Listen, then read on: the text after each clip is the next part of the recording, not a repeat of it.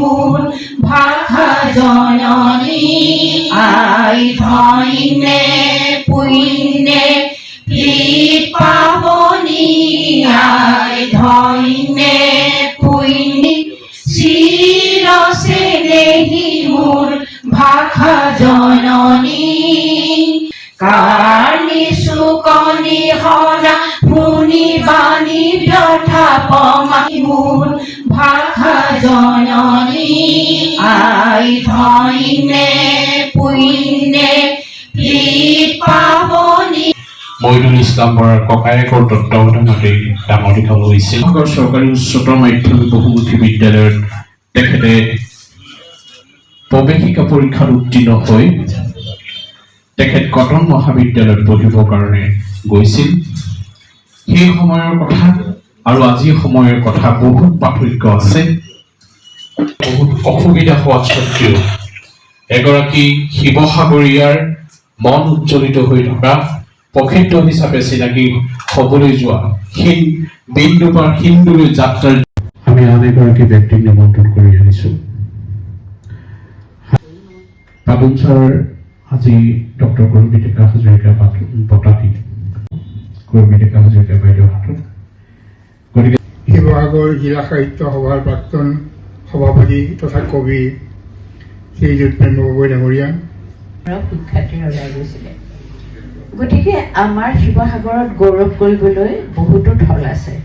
এই শিৱসাগৰ এজন অলপ আগতে কৈ থৈ গৈছে লক্ষীনাথ বেজবৰুৱাৰ ঠাই। এই শিৱসাগৰ পদ্মনাথ গোহাঁই বৰুৱাৰ ঠাই আৰু এই শিৱসাগৰত পাৰ্বতী প্ৰসাদ বৰুৱা ভাগৱতী। এই অনুষ্ঠানৰ প্ৰেম গগৈ ছাৰ এখন চেলেঙে তেখেতক সন্মান জনাব।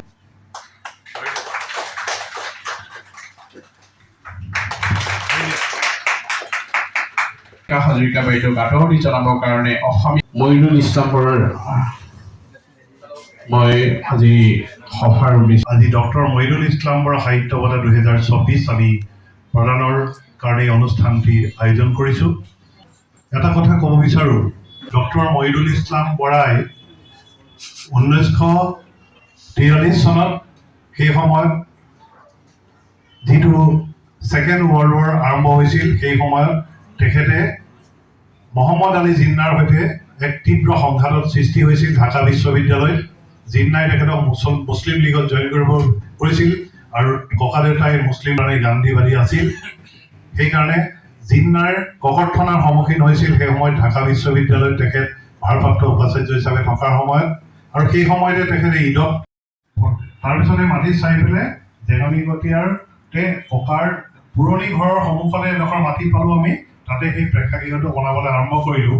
কিন্তু এটা কথা ক'বলৈ পৰিয়ালৰ ফালৰ পৰা ক'বলৈ বাধ্য হৈছোঁ যে প্ৰণৱ গগৈ ডাঙৰীয়াই 7 লাখ টকা, আনোৱাৰা টাইমৰে 5 লাখ টকা আৰু আমাৰ যিগৰাকী বিজয় কৃষ্ণ সন্দিকৈ উভতাই সেই জাহাজখন উভতাই পঠিয়াইছিল, কৰিছিল, বুজাই দিছিল।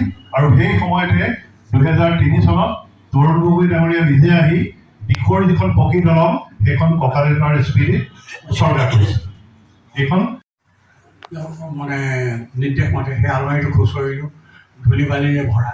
সেই আলমাৰীত কিছুমান কিতাপ পোৱা হ'ল, যিবিলাক হয়তো তেওঁলোকেও নাজানে যে ইমান দৰকাৰী কিতাপ।